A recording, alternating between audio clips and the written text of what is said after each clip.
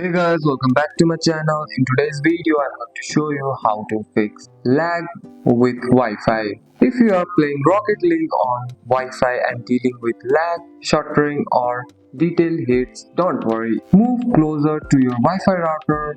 The closer you are, the stronger and more stable the signal will be. If your router supports 5G, use it. It's faster and has less interference than 2.4G. You can restart your router, unplug it for about 30 seconds, then plug it back in. This refreshes your Wi-Fi connection. You can also pause download, streaming, and other devices using Wi-Fi while you are playing Rocket League. When many people are online, Wi-Fi network get crowded, which increase lag. An outdated software can cause network issues. Make sure everything is up to date. If you can, switch to wired connection is the best fix for lag. Wi-Fi will never be as stable as Ethernet, and that's it. That's all for today's video guys. If you found this video helpful, drop a like and subscribe for more videos. Thanks for watching. See you in the next one.